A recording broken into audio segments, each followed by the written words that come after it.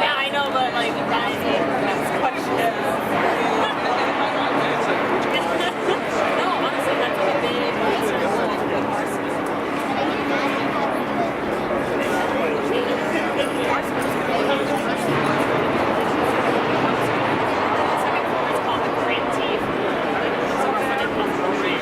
my understanding is that it's a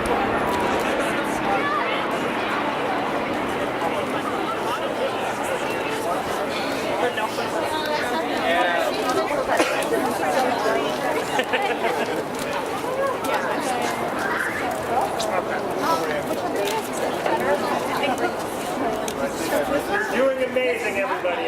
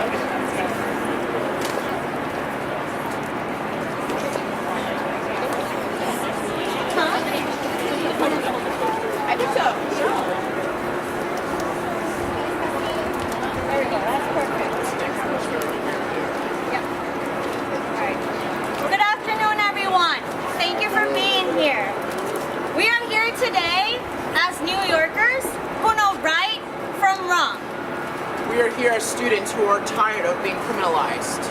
We are here as teachers who are fed up with disciplinary policies that criminalize Black and brown students in New York City. My name is Tanya Benavides, and I am a teacher in the South Bronx and coordinator of Organizing for Equity New York. My name is Marcus Olson, and I'm a student at Pace High School in the Lower East Side of Manhattan. Last year, I was suspended for a mistake that I made, and it landed me a 30-day suspension. In New York City, 2,000 students were suspended for more than 30 days last year, and we are here to make an end to that. Today we're going to talk about the New York City suspension problem, but not just that. We're here to talk about solutions. And we're also here to acknowledge the work that has already been done by countless organizations. Organizations like the Urban Youth Collaborative, Alliances for Quality Education, Coalition for Education Justice, Advocates for Children, Teachers Unite, and the entire Dignity Schools campaign have been tirelessly fighting for justice in schools. We thank them for their determination and massive contribution to the city. We also want to thank those organizations that are standing with us here today. We have the New York City Democratic Socialists of America, Teens Take Charge, the Bronx Defenders, and the NYU Suspension Representation Project. Chicago has capped their maximum suspension length to 10 days. Los Angeles the same at 20 days. But the Mayor de Blasio's fairest big city on earth, we can suspend kids from 30 to 60 to 90 to 180 days. We also like to thank Councilmember Rafael Espinal and Chair of the Education Committee, Mark Traeger, for being here and showing their support. We know that Black and Latino students receive the majority of suspensions that are given out yearly. According to the Department of Education's own data sets, we know that Latino students are suspended at 1.8 times the rate of their white counterparts. Black students are suspended at 3.2 times the rate of their white peers. Black students make up a quarter of New York City's students, but receive over 50% of all suspensions that are long-term. And we know that not only do Black students get more suspensions than any other demographic, we also know, matter of factly, that they also receive the longest lengths of suspension suspensions for the same infractions.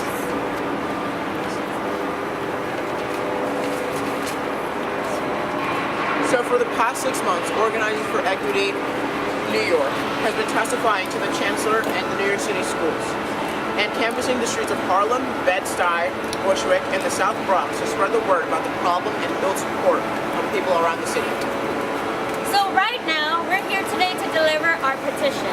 Over the last few months, in coalition with the Democratic Socialists of America, we have been standing at subway stops, walking neighborhoods, hanging out at parks, and collecting suspension petition signatures of New Yorkers that are also fed up with this problem as we are.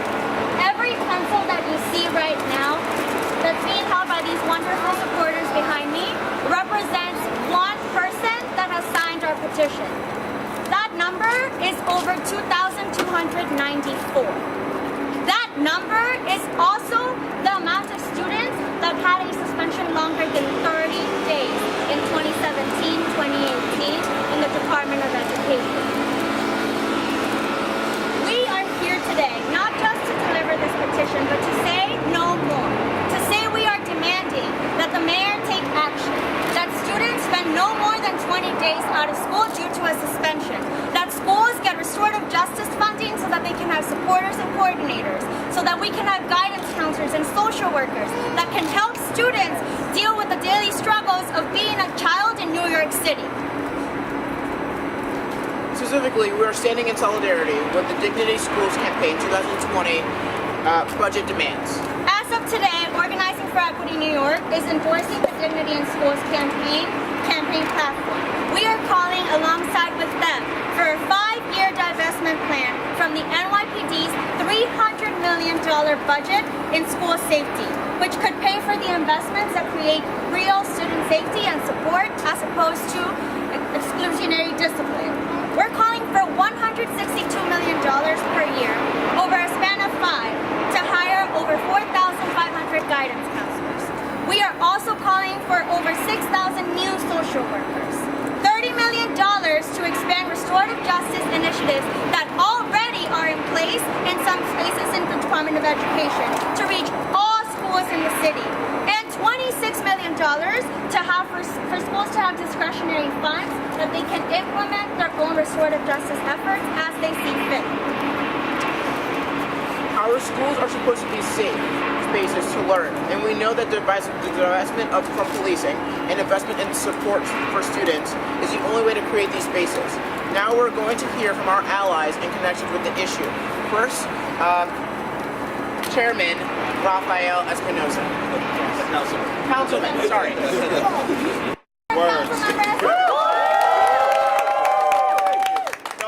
As a former public school student in East New York and as a representative of those same schools, I am honored to stand here with this coalition that is fighting back against these suspensions. I want to thank DSA. I want to thank OFENY. I also want to thank my colleague Mark Traeger, who's the chairman of the Education Committee in the City Council, taking on this very important issue. 30 years ago today, it was okay to hit a student in order to be able to deal with a situation in the classroom. Right now, that seems medieval, but the alternative we have today is far from progressive.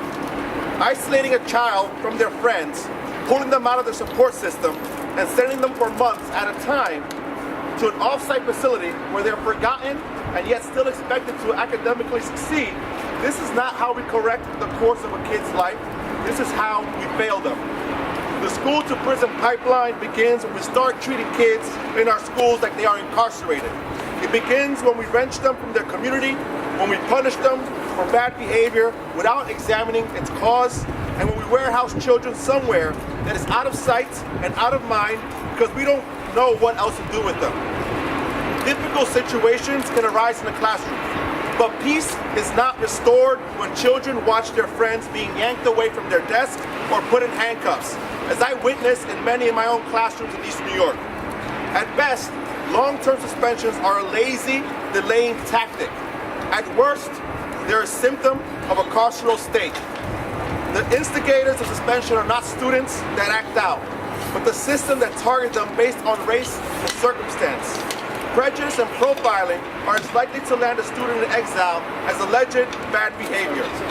We know this because we know that 85% of all long-term suspensions are issued to non-white children. Black girls are 10 times more likely to be arrested in school as white girls. Black boys are 5 times more likely to be arrested than white boys. These arrests and suspensions hack away at a child's ability to do well in school.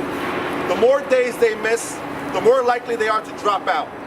How can we justify support of an education policy that's so steeped in racial bias? The school-to-prison pipeline depends on us turning a blind eye to the bleak reality of racism in our education system. But we have our facts straight, and we are here today because we are ready to confront the issue and enact solutions. Instead of spending $7 million on suspension hearing offices, we should spend $700,000 on de-escalation training to our teachers who need it the most. Instead of capping suspensions at 180 days, that's 6 months, I joined activists today calling in for a cap of 20 days. We need social workers in our hallways instead of cops. And we need educational policy that supports a love of learning instead of a fear of punishment. The course of our lives can be determined by our experiences in the classroom. We have the power today to influence whether those experiences prison students or liberate them. It is time to end long-term suspensions, and I stand with you all today to start this campaign and make it a reality here in New York City. Thank you all. Appreciate it. From the chair of the Education Committee, Mr. Mark Traeger.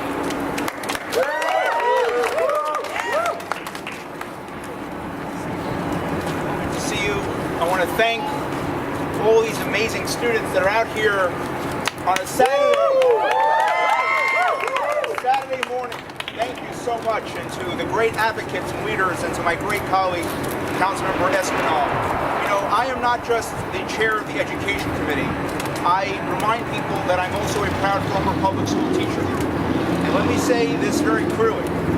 There is no instructional benefit whatsoever for long-term suspensions. None whatsoever.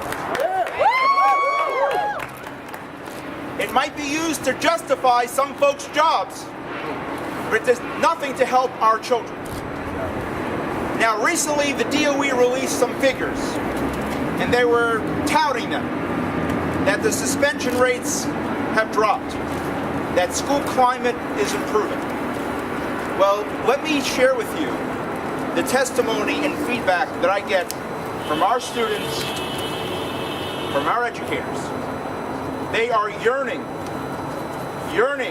for more guidance counselors, social workers, school psychologists in their schools.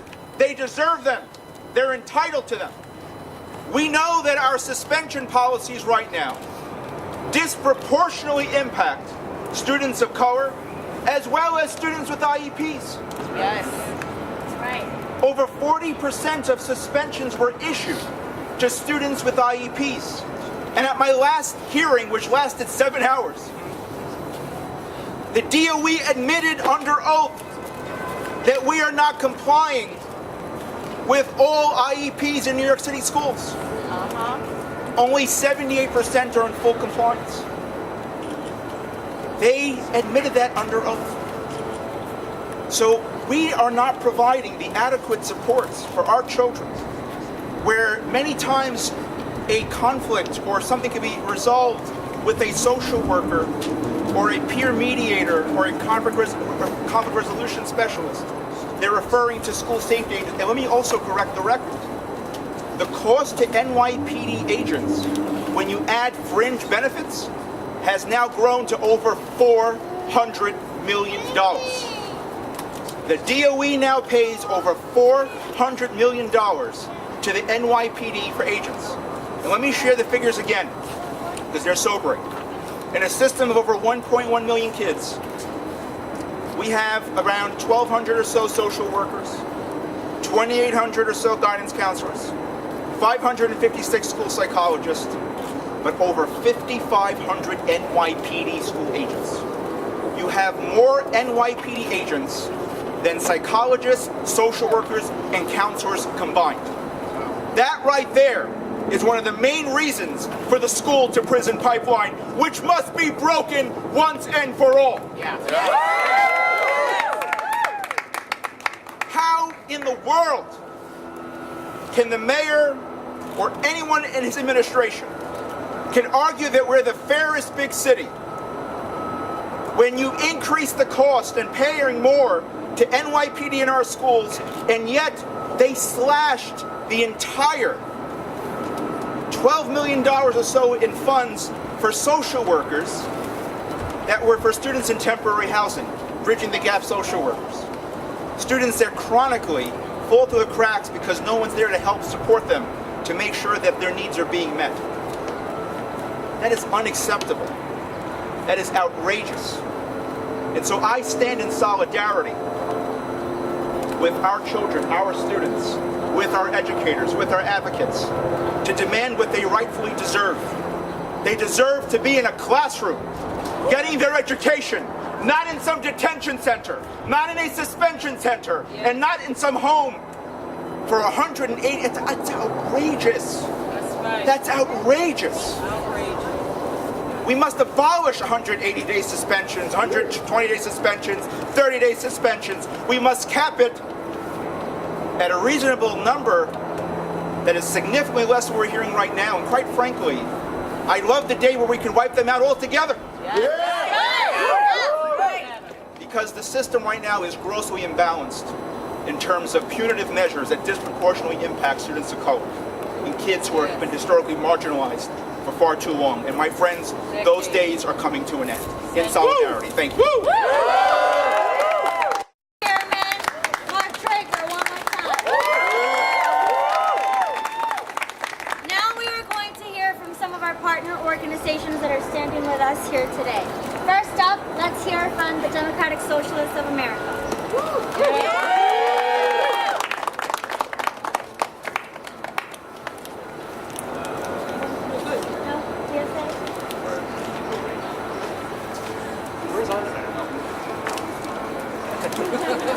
We'll give them a minute. Let's hear from Teams Take Charge. Who's ready? Wait, no.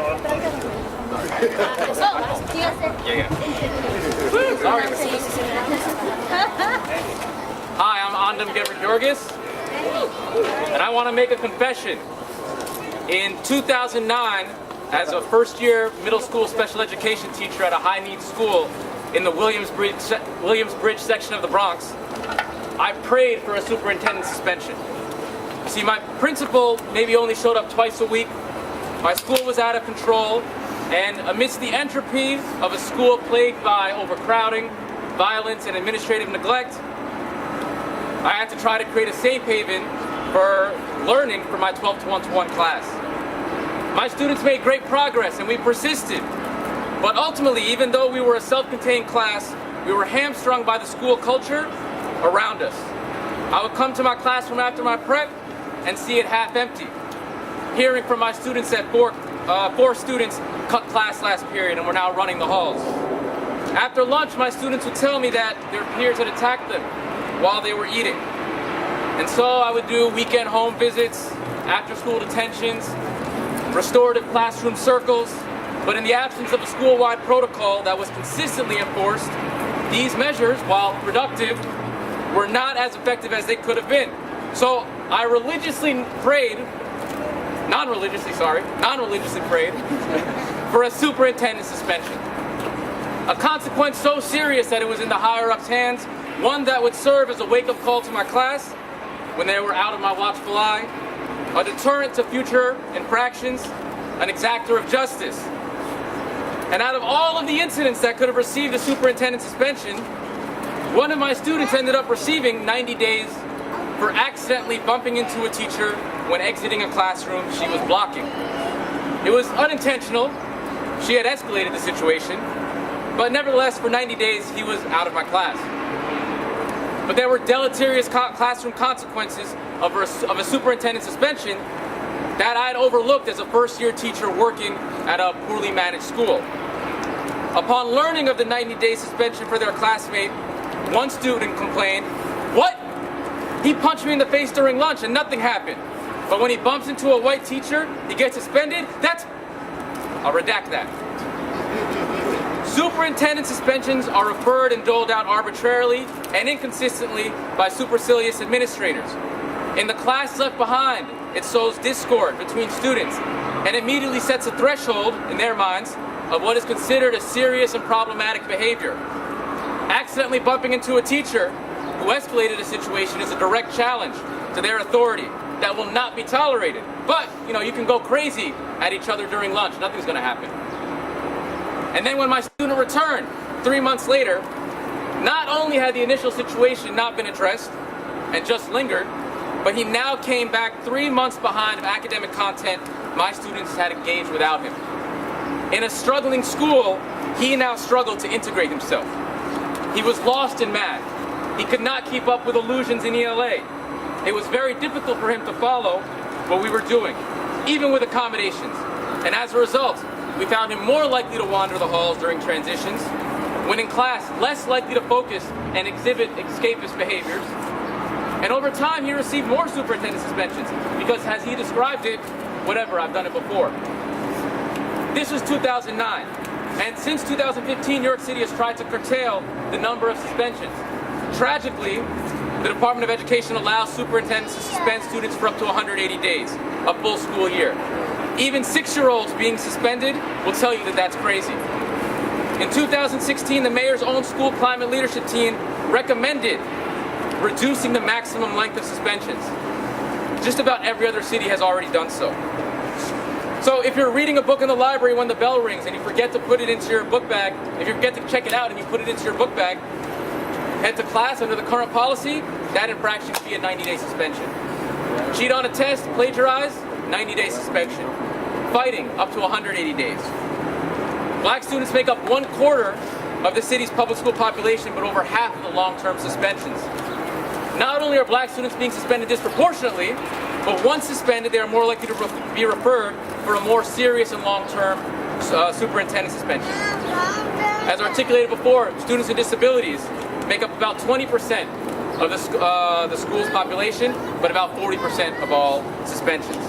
It's time we abolish this absurd practice.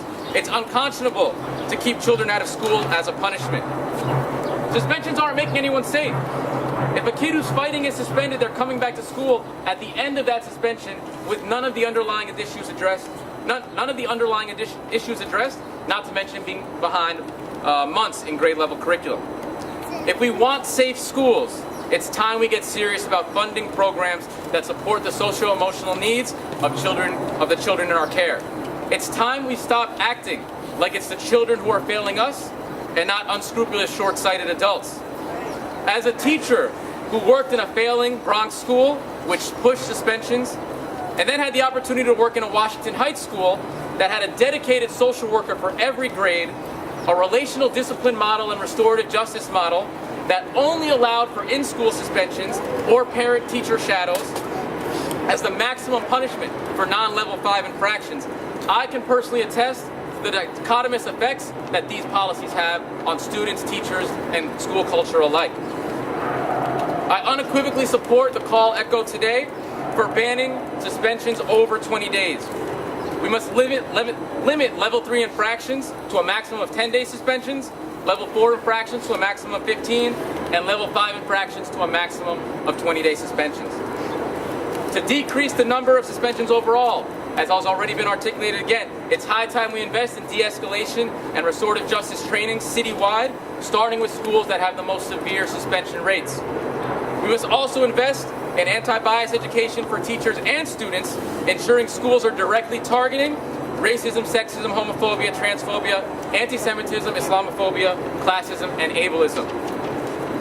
I realize the disciplinary exigencies that exist in many of the schools we work in, but we cannot push our kids out. We know what is more likely to happen when they are suspended, chronically absent, or not in school. Let's keep our youth in school and work with them to tackle the issues they're facing. As teachers and concerned comrades, the most important do now we have is not allowing the school to prison pipeline to happen on our watch. Thank you. Leaders and teens take charge. 2 of them. Hi everybody, my name is Sophie and I am a junior at Hi, my name is Tiffany Torres, and I'm a student at Pace University High School, and I'm also a leader in Teen Take Charge. We are here as an ally of OFENY because we do not support such lengthy suspensions. It does not do anything. It sends kids the wrong message. If every time they do something wrong, they're suspended at a long amount of days, how does that help them? Being suspended for 60 days and then coming back to school does not help the students at all. If anything, it hurts them because they come back and they don't know what to do. Last week, I was out of school for 2 days, and I came back and I was really confused. I didn't understand what was happening in the classes, and as a result, I didn't understand how to do my homework. Now, if 2 days caused me to not understand what's happening in class, imagine what would happen if I was suspended for, let's say, 40 days, 60 days. That does nothing but leave the students behind. And then if you're in class and you constantly don't know what's going on, after a while, you're going to lose motivation, and then you're going to want to drop out. This system is leaving our students to be left behind, and it's about time that we change that. Don't you think so? One of the most important alternatives to suspensions is the restorative justice model, because not only does it allow students to achieve the communication skills that are necessary in that moment, but also leads into communication skills that they're going to need when they become adults. When you're an adult, no one is going to tell you, okay, we're going to remove you from this space for 40, 60, 90 days, and then when you come back, everything is going to be gone. The issue is going to be resolved, but that's not the case. In most instances, when students are suspended, they come back to the same environment they were in last time, but now frustrated because not only did they miss school, but the issue that they got suspended for was never resolved. You're teaching students that the only way they could be treated with respect is if they do what they are told to do. Ostracizing a student every time they do something wrong does not solve the problem. We have to teach them how to communicate properly because that's the only way our world will prosper. So it's about time we actually cap the suspension rates. Let us do something about it. Thank you. Senator from the Bronx Defenders to speak on the issue. Thank you, everyone. Our school discipline system is broken. At the Bronx Defenders, we work with the young people at the end of the school to prison pipeline when they've already failed them. They are the young people who have been failed by this system. Many of them are young people with disabilities who are being punished disproportionately. In New York City, students with disabilities make up 20% of the students and 40% of the suspensions citywide. Boo is right. I represent young men of color, young black male students that are being suspended at exorbitant rates, more than their white peers. The data is out, and when black students are suspended for the exact same offenses as their white peers, they are being given longer punishments for the exact same instances. When those young people go back to school, do you think someone is meeting them at the door? No. Is the teacher sitting down with them to go over their work? No. If the school even has a counselor, is that counselor sitting down with the student to come up with strategies to avoid future suspensions? No. They're not. That is why when you look at which students are getting multiple back-to-back suspensions, it's not a surprise. It's the young Black and Latino students and students with disabilities. So why does this matter, right? That's why we're here. Students that are suspended get disengaged. They are more likely to drop out, never graduate, and are more likely to be arrested. In fact, those same black students are now 7 times more likely to be arrested. It's not a coincidence that 95% of admissions to juvenile detention facilities in New York City are youth of color. 95%.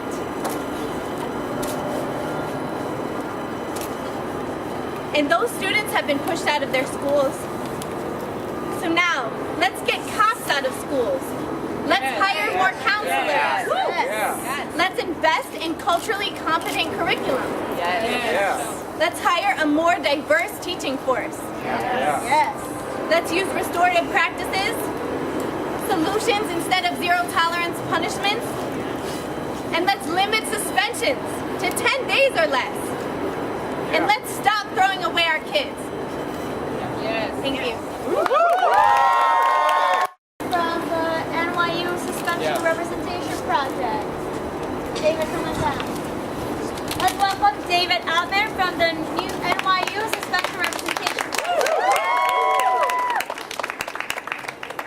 Suspension Representation Project is a coalition of law student advocates from around New York City that advocates for children facing superintendent suspensions across New York City's 5 boroughs. Last year, we worked with over 150 families facing long-term superintendent suspensions, some of them facing up to 180 days, an entire school year, suspended from their school. Large portions of our students represent the disparate statistics that we've already heard about today.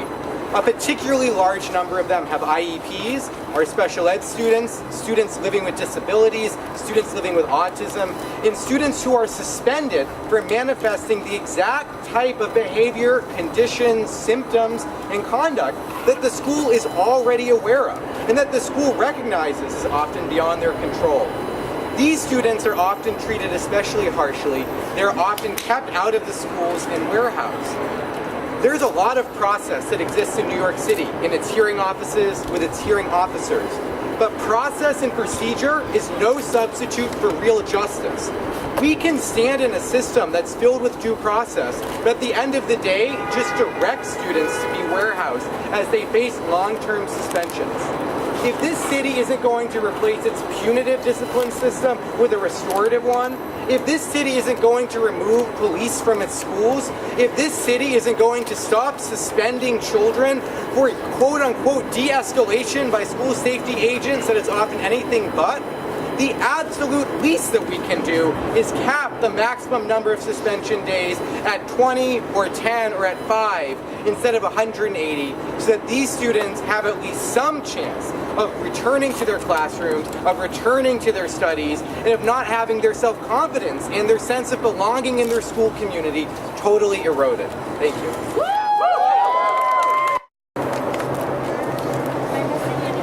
Well, thank you again for standing here today on this beautiful Saturday afternoon. We are here to send a message. Everyone that stands behind me supports this cause, and we are here to deliver that message to the mayor. Mayor de Blasio, if you are listening to this, if you read about this, if you see this, just know that we are calling on you. We are going to hold you accountable to be the leader that Black and brown students need in schools. We are demanding that suspensions are banned at 20 days or less. We are demanding that we get funding in the 2020 budget for guidance counselors, social workers, and restorative justice approaches. And we are also here to point out the fact that in the proposed budget, there are $26 million going to school safety. Why not put that money toward the causes that support students instead of exclude them?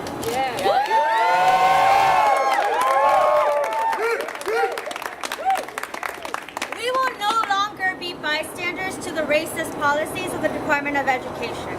We, the members, teachers, students, partners of Organizing for Equity New York, along with all the other organizations that have been doing great work on suspensions and fighting for educational justice, will continue to hold you accountable until these demands are implemented, so that in the upcoming year, we don't have 10,090 superintendent suspensions given out to Black and brown students. Thank you for coming here today, and thank you for supporting our cause.